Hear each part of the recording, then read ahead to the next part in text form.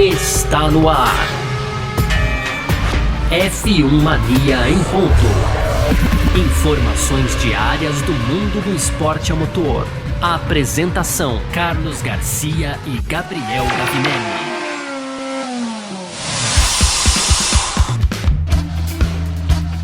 É isso, valeu demais pela sua presença, valeu você que tá junto com a gente por aqui, porque a partir deste momento está no ar mais uma edição do nosso podcast F1 Mania em ponto. A gente que tá sempre aqui falando um pouco sobre automobilismo, com aquele destaque todo legal pra Fórmula 1 que recomeçou nesse final de semana, né?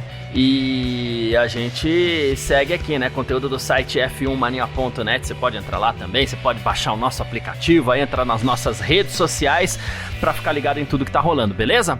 Vamos que vamos, muito prazer, eu sou Carlos Garcia e aqui comigo sempre ele, Gabriel Gavinelli. Fala, Gavi! Fala, Garcia, fala pessoal, tudo beleza? Começando mais uma semana, como a gente fala, ressaca de Fórmula 1. Tivemos o domingão pra dar aquela descansada, né, Garcia? Mas ainda assim, seguimos aí nessa ressaca aí, agora já tendo identificado, pelo menos nesse começo aí de temporada, as 3 forças do grid, né, Garcia? E é sobre elas que a gente vai falar aqui no primeiro e no segundo bloco, tá? No terceiro, a gente vai seguir falando sobre o caso Christian Horner, mas agora uma perspectiva do Jos Verstappen, né, o pai do Max Verstappen, realmente trouxe aí uma visão muito interessante pro assunto.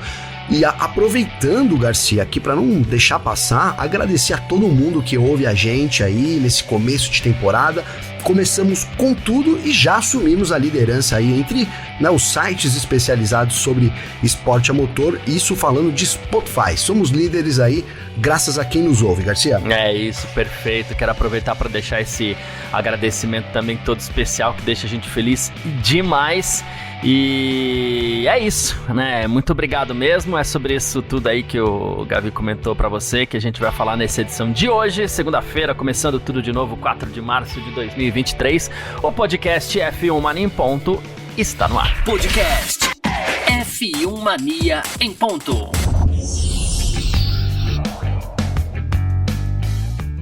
Muito bem, então, pra gente começar mais essa edição do nosso podcast F1 Mania em ponto, a gente vai falar sobre essas 3 forças aí que a gente identificou, não que tivesse difícil identificar as 3 forças desse início de temporada, né, do Grande Prêmio do Bahrein, que aconteceu no último sábado. Inclusive, daqui a pouco a gente vai falar sobre isso também. Adorei esse lance de corrida no sábado, mas enfim.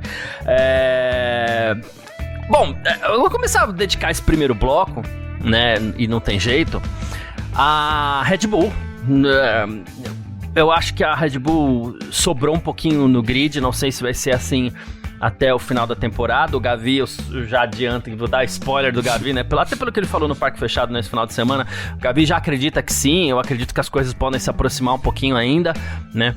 Mas mais do que isso, né, a Red Bull e o Christian Horner, inclusive, né, ele começou falando que a vitória foi resultado de um trabalho de equipe. A gente sabe que foi de um carro incrível que a gente viu ele realmente nascer incrível, né? Mas ele acredita que o grid ainda deve se aproximar um pouquinho, tá? Ele falou que essa temporada será um pouco mais desafiadora do que a última, né? E ele falou assim, por enquanto tá tudo maravilhoso, porque a gente tá aqui pra correr. Ele até falou, ele não brincou, até porque ele não anda muito pra brincadeira, né? Mas ele falou assim, eu lamento que não tenha sido uma corrida muito divertida pra vocês hoje, falando com a imprensa ali, né? Ele falou, mas esse foi o resultado da equipe aqui, do trabalho da equipe de produzir um carro incrível, né?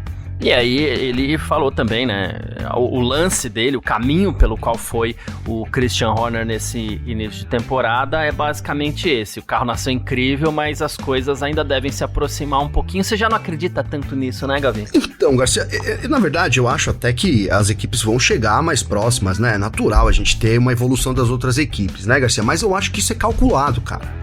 Né? Essa é a minha visão, assim.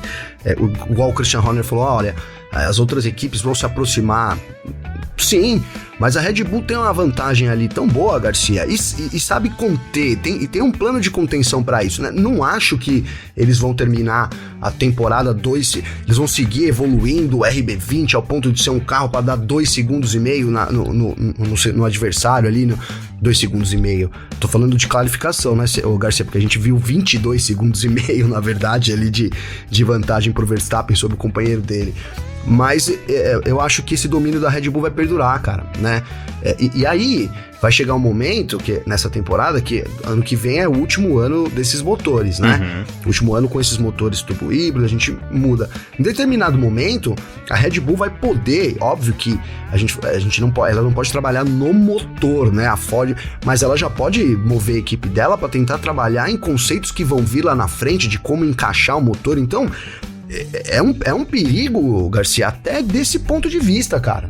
Né, da Red Bull ganha uma vantagem agora para lá na frente desenvolver abandona, né, enquanto tá todo mundo tendo que trabalhar ali para correr atrás, brigando para ver quem é segunda força, quem é terceira, quarta, quinta força, a Red Bull pode se dar o luxo de tá caminhando passos à frente. Então é isso, eu acho que daqui pro fim da temporada a gente vai ver, as equipes vão evoluir sim com relação à Red Bull, talvez mais do que a Red Bull, né?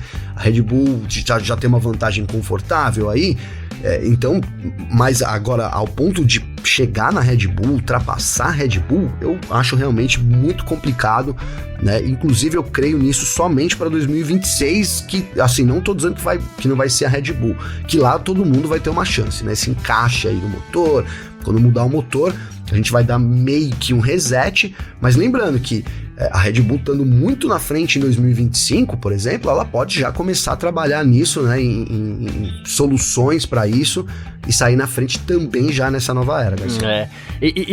Eu continuo com uma certa preocupação de como isso pode pesar negativamente para a Fórmula 1, né? Vou dar um exemplo rápido aqui, se bem que eu vou falar um pouco de como foi a repercussão na imprensa mundial e, na verdade, vou me corrigir, não é nem mundial, europeia. Eu vou falar de 2, 3, 4, 5 veículos aqui, não vou ler tudo, claro, mas, por exemplo, a BBC. Max Verstappen da Red Bull enviou uma mensagem arrepiante aos seus rivais da Fórmula 1 com uma vitória esmagadora no Grande Prêmio do Bahrein que abriu a temporada. O BBC da Inglaterra, né? Corriere della Sera da Itália. Para variar, nada mudou. A Fórmula 1 é cada vez mais a Fórmula Verstappen. L'Equipe da França. Este é um casamento maravilhoso, é feito para durar. Por que romper este casal que se encontrou tão rapidamente e que não quer nada mais do que este momento que esperam que dure para sempre? Eles, não nós. Os franceses já um pouco mais poéticos, né? O Marca da Espanha. Max Verstappen conquistou a vitória no Grande Prêmio do Bahrein de 2024, a 55ª de sua carreira, a primeira de muitas este ano. Eles até deram destaque pro Sainz aqui, mas, né? E o The Guardian, que também é britânico. Assim como na temporada passada, o carro não está no auge absoluto em uma única volta, mas em ritmo de corrida está claramente uma classe diferente do grid, pelo menos nas mãos de Verstappen, se bem que eu acho que vale um certo destaque para a corrida do Pérez também nesse sábado, né? Mas fato é que, assim, quando a imprensa inteira abraça e entra neste joguinho de... porque foi isso, né? Sim, se você pegar e transformar as palavras desses 5 veículos em onomatopeia, vai ser Verstappen, né? Total. Então, assim, é verdade. Aí, assim, quando entra nesse patamar, que a gente já até viu em algumas ocasiões na Fórmula 1 com Hamilton, com Schumacher, né? Eu fico preocupado não só com isso, porque assim, o europeu, ele fica bravo, ele fica chateado, ele fica empapuçado, mas ele tá lá. Porém, a Fórmula 1 tá investindo forte nos Estados Unidos, e o americano já não é bem de engolir essas coisas, né, Gavi? Então dá uma certa preocupação aí com os caminhos futuros da Fórmula 1. Sem dúvida, né? Haja show extra pista aí pra convencer os americanos de que o espetáculo vai ser bom, né, Garcia? E aqui a gente brasileiro também não tá muito atrás, viu, Garcia? Não tá muito atrás. E aqui não vou ser hipócrita, que eu acho que vai ser uma temporada para os fortes, tá, Garcia?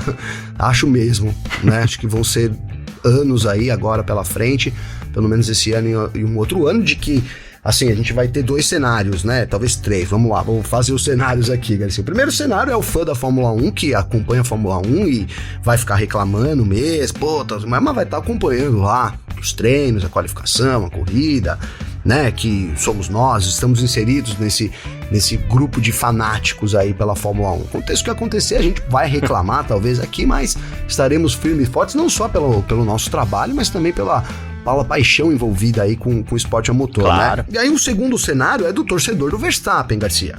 né?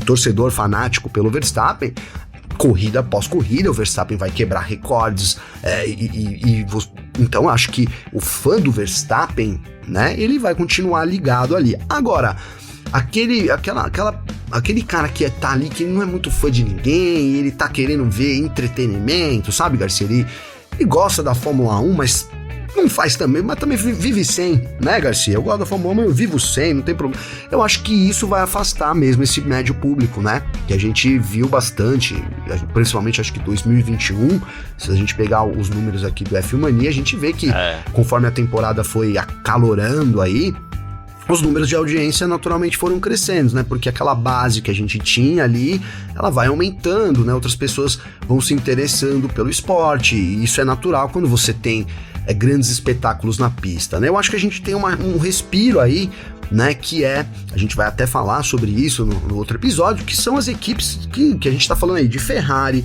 tá falando de Mercedes, de Aston Martin, McLaren, equipes super tradicionais que de certa forma estão travando uma briga que vale muito dinheiro e que vale muito, né, moral também ali, que é essa segunda força do grid.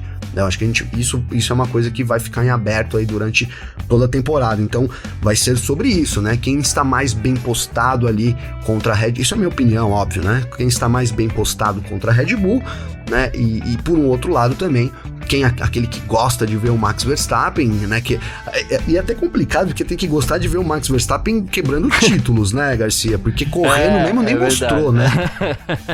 É isso. Só se você comprar o F1 TV Pro aí ficar vendo a onboard do Verstappen, porque na transmissão, na verdade, pouco mostrou também aí do Verstappen, mas é sobre isso, Garcia, né? Espero muito aqui que eu esteja falando seja errado e que a Ferrari já esteja pensando numa solução agora, falou, olha, realmente, era só virar aquela chavinha, né? Eles estejam conversando assim, sabe, Garcia?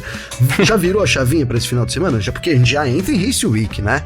Esse final de semana... É verdade. Já temos o Grande Prêmio da Arábia Saudita no sábado. Hein? No sábado, de novo, né? A Fórmula 1 já vai indo para Jeddah, lá numa corrida, uma pista desafiadora, realmente desafiadora. Então, a gente... Vamos ver, né? Vamos ver o quanto as equipes vão conseguir evoluir de uma primeira para uma segunda corrida numa pista um pouco diferentona, né?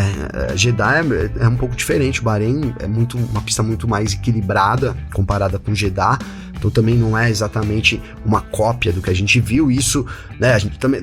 Porque, assim, né, Garcia? A gente tem um cenário, né, cara? A gente vai correr em pistas diferentes, né? A gente viu, por exemplo, um exemplo do ano passado, a Ferrari venceu em Singapura, que é um circuito que a Red Bull... Aqui Singapura também ele é a parte do calendário, né, Garcia? Sejamos sinceros aqui, né? Vencer em Singapura não significa nada, porque ele não é um circuito de características da maioria do calendário, né? Então, Bahrein já sim, né? Jeddah nem tanto, né? Então a gente vai traçando esses paralelos, mas também a gente pode ter, né, ainda não descartamos a possibilidade da Red Bull ser um carro que, por exemplo, em pistas rápidas, ela não rende tanto. Agora, seria um absurdo eu falar que eu acredito nisso aqui, né, Garcia? Eu tô levantando a possibilidade, mas não acredito, né? Se a gente vê aí como nasceu esse RB20, o conceito do zero pod, entre aspas, né, ali de reduzir a lateral, né, para diminuir a força que exerce sobre o carro ali de frente, principalmente, isso tende a trazer mais velocidade, né? E cara, se a gente caminhar desse lado, Garcia, é até uma necessidade da Red Bull, porque qual que era o calcanhar de Aquiles da Red Bull em 2023? Qualificação. Velocidade. Sim. Vamos colocar, Garcia? Talvez, né?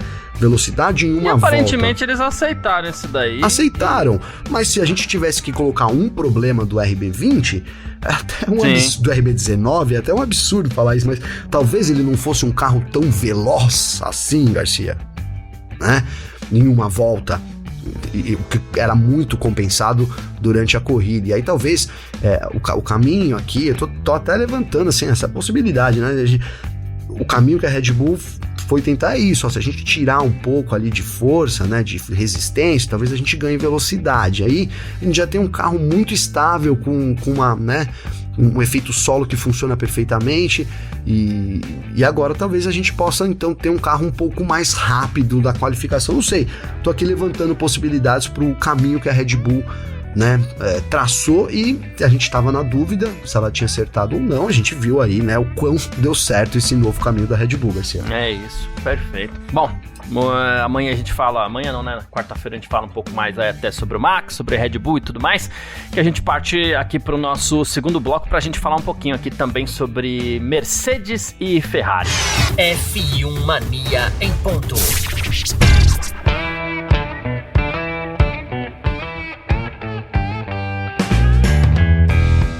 Segundo bloco do nosso F1 Mania em ponto. Por aqui a gente vai falar um pouquinho, sim, sobre Mercedes, sobre Ferrari, que são as duas forças seguintes ali depois da Red Bull, e são as duas postulantes a quem sabe fazer alguma coisa nessa temporada, né?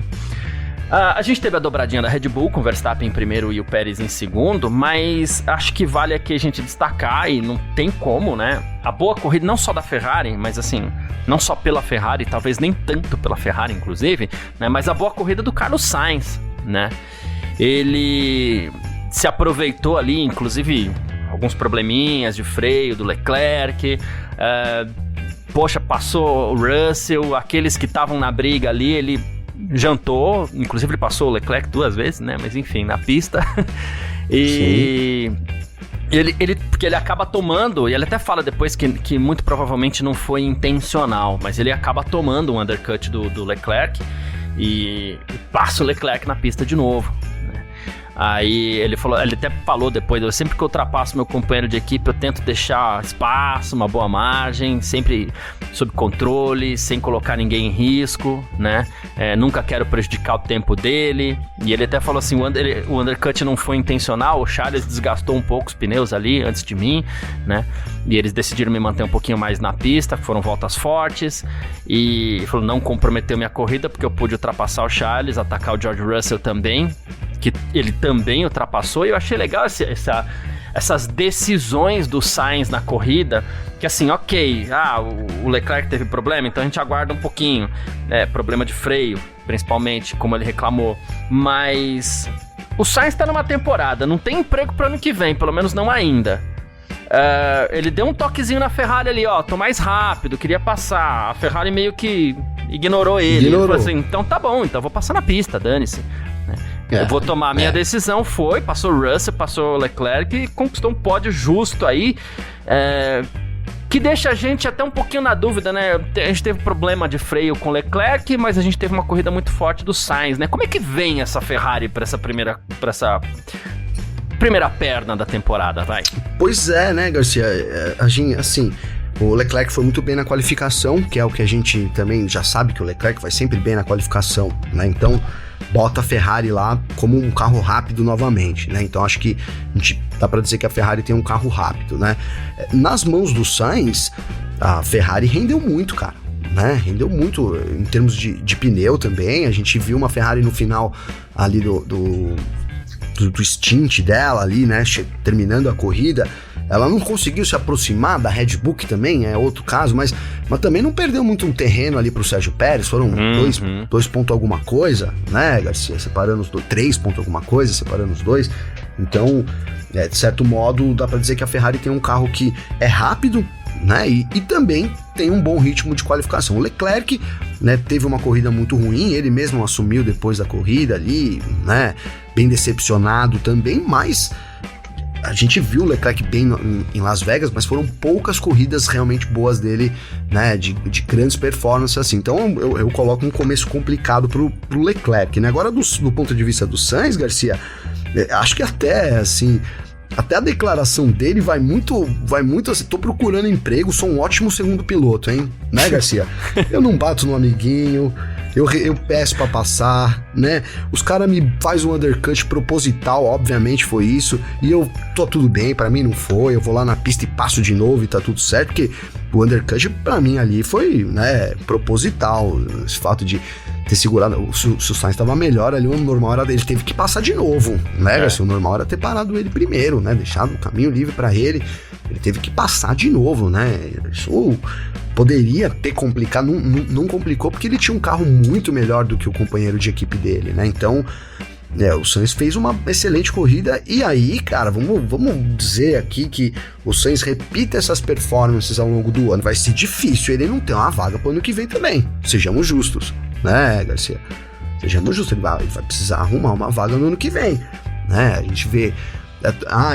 eu gostaria que tivesse uma troca da Fórmula 1, mas aí também eu tô sendo injusto com o Sainz e todo o histórico da Fórmula 1, né? O Pérez fica na Fórmula 1 e o Sainz fazendo uma temporada com corridas que nem ele fez ontem, foi o piloto do dia eleito pela votação popular, sem vaga, então ele vai jogando. Também, né, Desculpa, Garcia. E por nós aqui também, no nosso parque fechado, a gente também elegeu o Sainz como o piloto do dia, né? Sim, fez uma baita corrida o Sainz, né? Então, ele vai ganhando a vaga pra ele de alguma forma, né? E é isso que essa temporada pro Sainz é isso. Ele não tem esperanças dentro da Ferrari. Eu vejo muita gente falando, talvez a Ferrari mande embora o Leclerc e mude. É muito improvável. De jeito nenhum. Eu ia dizer que é muito improvável pra não dizer de jeito nenhum. Não, improvável não, de jeito nenhum. A Ferrari. O Leclerc tem contrato, assinou agora o contrato, é o que eu tô vendo pro fim da temporada, pai Garcia, né? O que eu tô vendo pro fim da temporada aqui o pessoal vai começar a fazer barulho pra ele na Red Bull. Vai ser difícil segurar esse barulho. Não tô falando que ele vai ser contratado pela Red Bull, embora não duvidaria também. Mas o barulho vai existir, né? Para que ele seja contratado pela Red Bull. Porque... E faz sentido, vai fazer muito sentido também, né, Garcia? Total. A gente não sabe como é que vai ser o Pérez e é difícil, é aquele piloto difícil de acreditar também, vamos ser justos, né? E o Sainz tende a fazer boas corridas. A tendência é essa. E ele mostrou a Ferrari, que a pressão, além de tudo... ele não tá sentindo a pressão, né? A pressão ele não tá assim. Ontem se a gente pudesse... Quem sentiu a pressão pra mim ontem foi o Leclerc, teve problemas mecânicos, vamos dar um crédito aí nessa primeira corrida, vai. É que o Leclerc tá sem crédito aqui no nosso podcast, né, Garcia? Verdade seja dita é essa, né? A gente já deu vários créditos pra ele, então... E ele tem uma responsabilidade muito grande. Ano que vem ele vai ter o Hamilton chegando lá, né? Ele é o queridinho da Ferrari, mas os caras foram atrás do Hamilton. O Hamilton foi atrás da Ferrari, sei lá qual é a ordem aí, né, Garcia? Mas isso não muda o fato de que ele tem que tá grandão ano que vem, né? Senão ele já vai chegar assim, já... totalmente dominado até acho que o Hamilton vai vencer ele. Aqui já tô antecipando as coisas já, né, Garcia? Mas até acho, mas espero que ele dificulte. E ele ter um bom 2024 vai ser determinante para como ele começa ali, né? A temporada do lado do Hamilton. E começou o ano muito mal. Tem ainda 23 corridas, né? Então, dá para recuperar? Dá. Mas é isso. Problemas mecânicos não podem acontecer toda a corrida também. Exato. Falando de Hamilton, a gente tem a Mercedes ali que ameaçou em algum momento do final de semana se apresentar como segunda força. Chegou até a dar uma enganadinha na gente na sexta-feira aí, com a possibilidade de ser a primeira força e tal, mas no fim das contas na corrida o desempenho não foi aquele que a gente esperava. Ninguém esperava, por exemplo, que o Hamilton fosse largar em nono, chegar só em sétimo.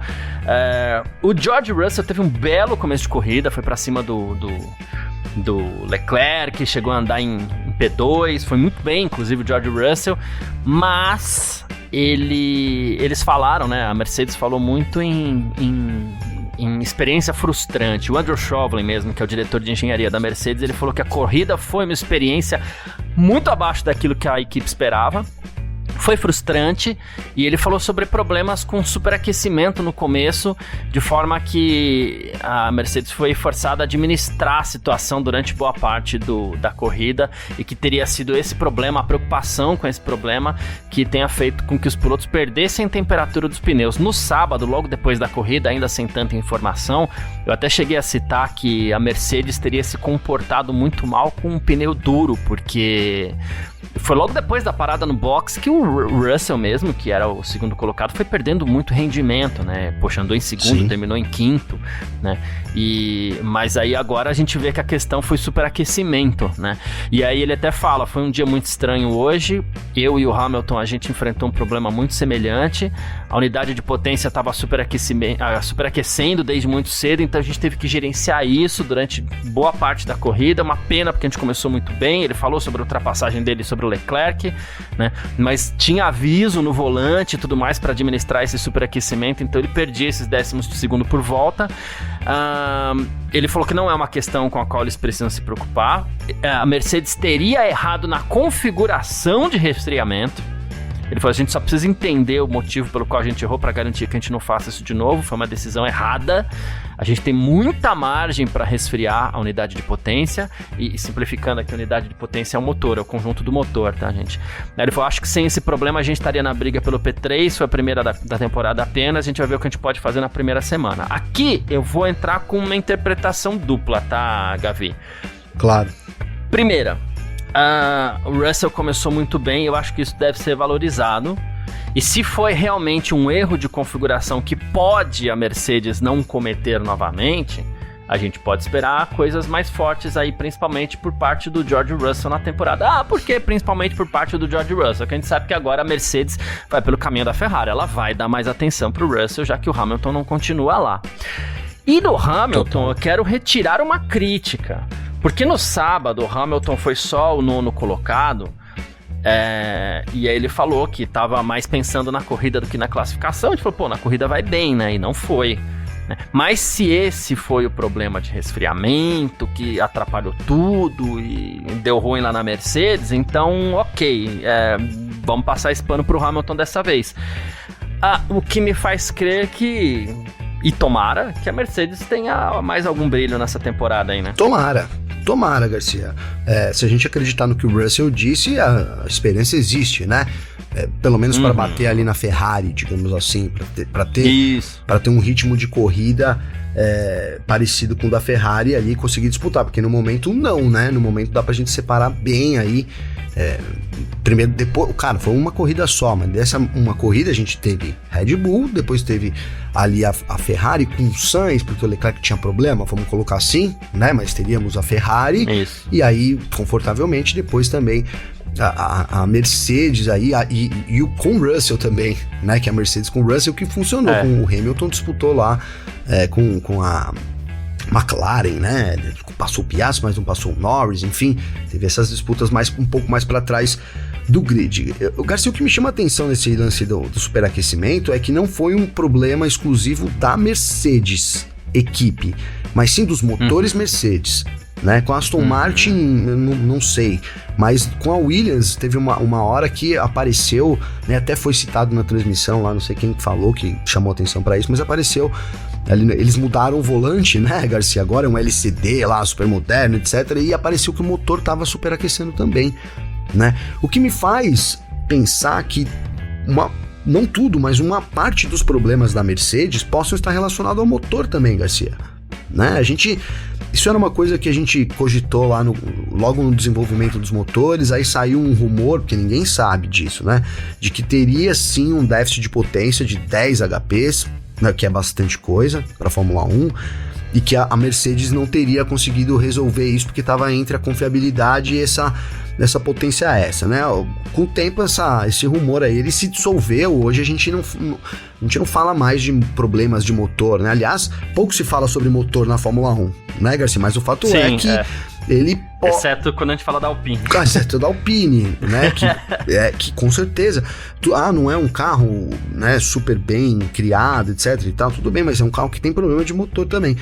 Então eu começo né, a gente levanta essa possibilidade já logo no começo da temporada, porque pode sim ser algo, né, que também não adianta só você ter o carro lá, não é só sobre aerodinâmica. Se você tiver um déficit de potência, então você teria que ter um carro muito mais eficiente aerodinamicamente para poder compensar isso, e a gente sabe que isso é difícil de fazer, principalmente se tratando né, do alto escalão da Fórmula 1.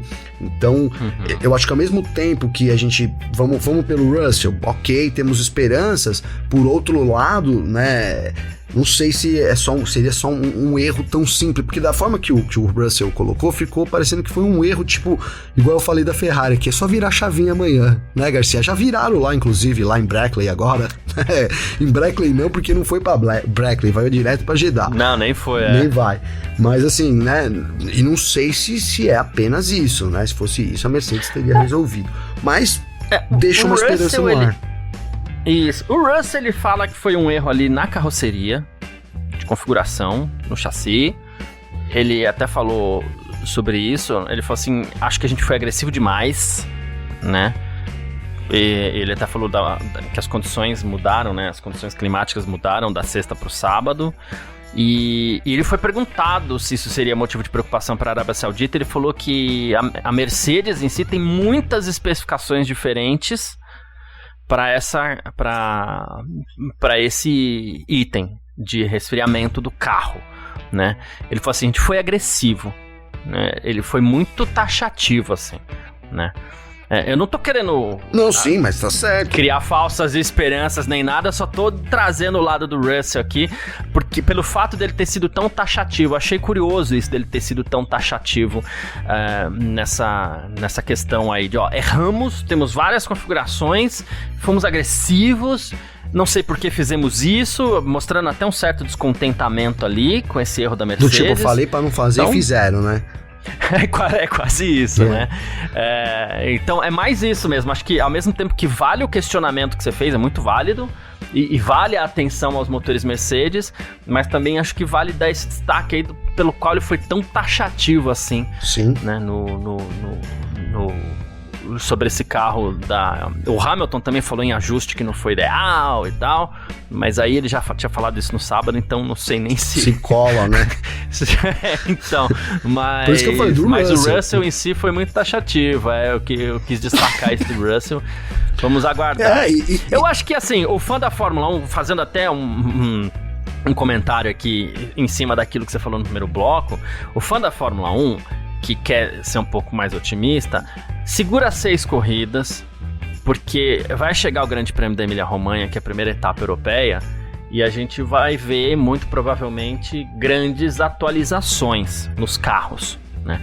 Aí cada um com a sua torcida, né? Quem torce para Mercedes, quem torce para Ferrari e tal, que torça para que as grandes atualizações venham para o seu time, né? Mas é o que a gente vai ver. Então, até lá, talvez seja necessário um pouquinho de paciência mesmo. Porque o pessoal tá se achando. Mercedes, por exemplo, se encontrou, mas parece que ela tá batendo cabeça ainda com alguns detalhezinhos. Vai ter que estudar esses detalhes até a Europa. A Ferrari mudou o carro inteiro. A Ferrari não é uma atualização do carro do ano passado, né? Então tem detalhezinhos que vão se encontrar. Mas a Red Bull também mudou o carro inteiro. Mas outros 500, né? A Red Bull na metade da temporada já largou o carro, porque o carro sobrava, largou o carro, já tá trabalhando no carro desse ano, já teve tempo pra encontrar coisas, enfim. E pode ser até que encontre mais, claro. Mas isso, o fã da Fórmula 1 que não é torcedor de Verstappen e Red Bull vai ter que ter um pouquinho de paciência. E assim, esse lance do superaquecimento da Mercedes, Garcia, essa corrida agora, final de semana agora, a gente já vai saber, porque Jeddah é calor pra caramba, tem bastante reta, precisa de motor, os carros andam colado, e o que é um problema pro resfriamento, né, do motor. Então acho que a gente já vai ter uma boa ideia aí, né, se é um problema crônico, né, ou se a Mercedes consegue resolver essa parte aí, porque se um problema desse tipo, de onde você tem que, entre aspas, trabalhar meio que limitado, vamos colocar assim, né, Garcia? Porque sem risco de estourar você limita um pouco e não estoura. Seria um grande complicador aí pra Mercedes mesmo, né? Não dá pra acreditar que nessa altura do campeonato, porque a gente tá falando de problemas de resfriamento agora também, aí os caras planejaram um carro lá que aí vai aquecer o motor, ninguém percebeu, né, Garcia? Sim. Seria... É isso, né? Seria mais um erro da Mercedes aí pra juntar nessa nova era aí que já somam alguns, né? É isso. Bom, falamos aqui um pouquinho sobre Mercedes e Ferrari nesse nosso segundo bloco. Bora pro nosso terceiro bloco. F1 Mania em ponto. Terceiro bloco do nosso F1 Mania em ponto por aqui. Gavi, a gente vai falar... Eu nem queria falar sobre isso por enquanto, embora eu tô um pouco dividido, porque às vezes dá vontade de falar muito sobre isso, né? Mas enfim, eu acredito que a gente tem um recorte interessante para falar mais um pouquinho sobre a situação do Christian Horner na Red Bull, né? A gente sabe que há algumas semanas ele foi investigado por uma conduta inapropriada. E por que eu tô falando assim? Porque essa é a versão oficial da Red Bull, que o investigou, que o absolveu e manteve Christian Horner no cargo, né? Pois bem, a gente sabe que na Red Bull as coisas estão um pouquinho divididas, né? Há pelo menos uns 2 anos aí, e principalmente, na verdade, depois que o Dietrich Mateschitz, né, o fundador da Red Bull, faleceu e tudo mais, as coisas ficaram divididas. Então a gente tem Helmut Marko de um lado, que embora não tenha um cargo de direção, exerce muita influência na Red Bull, e de outro lado a gente tem Christian Horner. Do lado de Helmut Marko, a gente tem um cara muito importante para todo esse contexto atual da Red Bull, que é Max Verstappen, que afinal de contas ele tá carregando também a coisa nas costas ali, né? Sim. Pois bem, quem exerce bastante influência sobre Max Verstappen é o pai de Max Verstappen, Jos Verstappen, né? Pois bem, e ele foi perguntado pelo Mail Sport sobre essa polêmica envolvendo o Christian Horner, a absolvição e tudo mais, e ele me falou algo que me chamou muita atenção, assim, porque o Jos Verstappen ele foi extremamente direto, né? E ele falou o seguinte: há muita tensão aqui, haverá no caso, né, aqui muita tensão enquanto ele, Christian Horner, permanecer no cargo. A equipe corre o risco de se desintegrar. Não pode continuar assim, vai explodir. Ele tá se fazendo de vítima quando é ele quem está causando problemas. Rapaz. Né? Cara, é muito pesado. O pai do Verstappen, no fim das contas, assumiu diretamente e agressivamente um lado, expondo um racha, né? Ok. Excepcionalmente hoje, talvez não seja o caso nem tanto da gente falar sobre a investigação em si, porque aqui é um recorte diferente que eu queria fazer, Gavite. Deixa até uma pergunta no ar. Esse carro fantástico que a Red Bull produziu para 2024 é capaz de segurar sozinho os ânimos na Red Bull? Com o Verstappen eu acho que sim, Garcia, sendo bem sincero, cara, né, sendo bem sincero, eu acho que o Verstappen segura essa bronca sim, conseguiria segurar, mas, cara, é uma situação que precisa ser resolvida, né, Garcia, mas que resolve, que aqui é bom você ter feito esse recorte, porque esquece culpado ou inocente, tá, esquece, não importa nessa situação. Para este recorte em específico.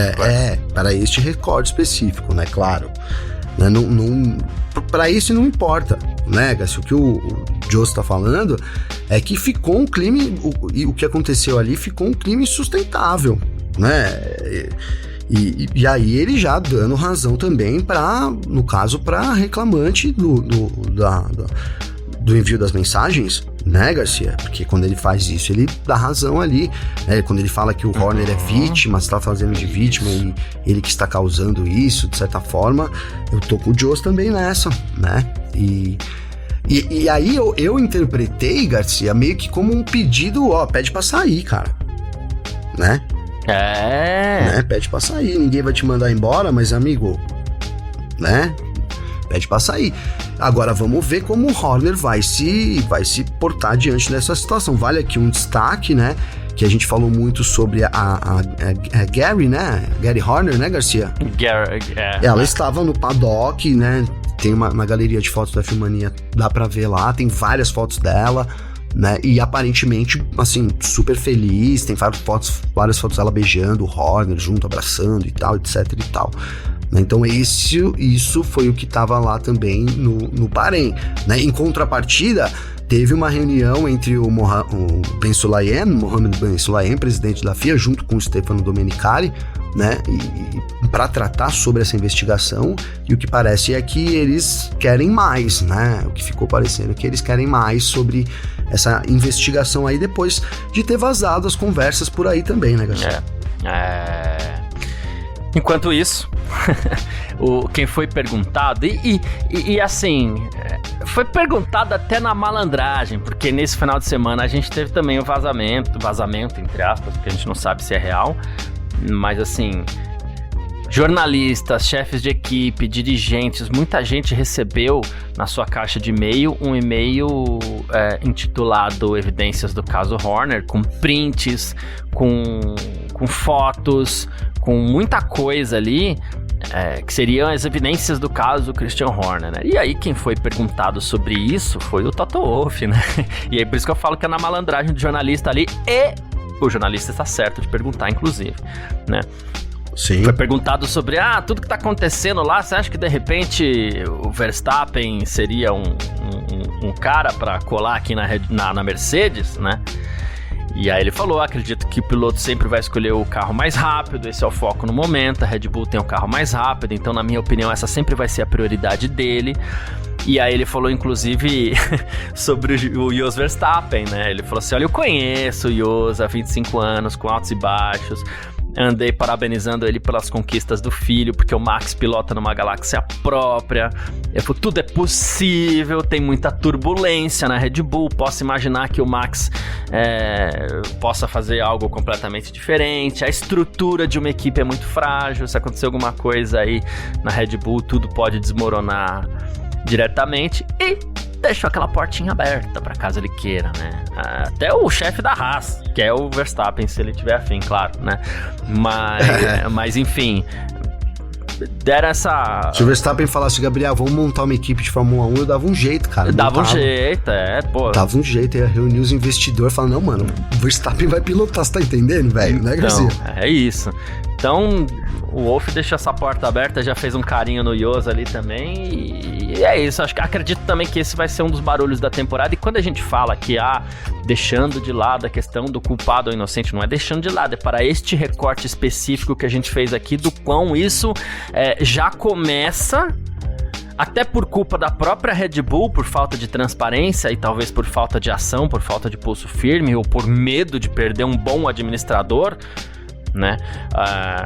Mas a gente já começa a analisar o quanto isso pode impactar no dia a dia da Red Bull como equipe, né? Com certeza, Garcia, com certeza, né? Eu disse aqui que não vai impactar, acho que nesse curto prazo, né, o Verstappen, a Red Bull tem força suficiente para manter aí uma boa temporada, mas a gente tá falando aí já de 2025, logo, estamos aí já, depois disso a gente vem em 2026 com novos motores, e aí o negócio pode descambar muito. Pode descambar muito, você não ter uma liderança, e não é uma liderança qualquer, né? Christian Horner, aí um dos chefes mais emblemáticos de toda a Fórmula 1, né, Garcia? Então, agora ficou o Jos já falou, né, cara? Esse clima tá no ar, né? Tá no ar. Durante a pré-temporada eu acho que deu pra perceber que tava ali uma situação um pouco ruim, a gente viu o Horner se escondendo, etc e tal. Durante a temporada agora, não sei se foi um combinado também, mas não mostrou o Horner nenhuma vez, né, Garcia? Na transmissão não mostrou o Horner, não cortou ali pra ele, e a gente viu algumas fotos, as fotos que viram foi isso que eu falei pra você aí, né, tava tudo certo, então, enfim, cara, eu acho que é uma história que os caras vão querer empurrar, Garcia, né, agora como ela vai terminar... Não sei se houver uma pressão, porque agora a gente tá falando de uma pressão interna, cara. O Jos Verstappen não é qualquer pessoa, não é o Nico Rosberg falando, né, Garcia? O Rosberg falou que o Horner tem que sair. Não foi o Damon Hill, por exemplo, que são os comentaristas, né, Garcia, de prontidão ali, né? A gente tá falando de um cara que, é o que você falou, tá inserido dentro da equipe ali, que é o Jos Verstappen, pai do Max, então... É um alerta sim pra Red Bull, Garcia. Perfeito, é isso. Quem quiser entrar em contato com a gente aqui sempre pode através das nossas redes sociais pessoais. Pode mandar mensagem pra mim, pode mandar mensagem pro Gavi também. Como faz, Gavi? Pra falar comigo, Garcia, tem meu Instagram, @Gabriel_Gavinelli com 2 L's, ou então no TikTok, Gabriel Gavinelli F1, né? Tudo junto aí com 2 L's também, Garcia. Perfeito. Quem quiser falar comigo, meu Instagram tá lá também, @carlosgarciafm. Fico esperando aí a sua mensagem pra gente trocar ideia, perguntas e tudo mais que a gente responde, a gente manda aqui. Pode mandar sua pergunta também. E agradecendo mais uma vez aí, como o Gavi falou no começo dessa edição do nosso F1 Mania em Ponto, podcast de automobilismo mais ouvido do Brasil aí nesses últimos dias. Então, vamos que vamos. Muito obrigado a cada um que tá acompanhando a gente aí. Valeu demais mesmo pela sua presença e valeu você também, Gavi. Valeu, parceiro. Tamo junto. Mais uma semana. Quarta-feira a gente tá de volta, né? Com mais um episódio aí. E semana de corrida, hein? Race Week, GP da Arábia Saudita. Se preparem aí também. Tamo junto, mano. É isso. Tamo sempre junto. Tchau. Informações diárias do mundo do esporte a motor. Podcast F1 Mania em ponto.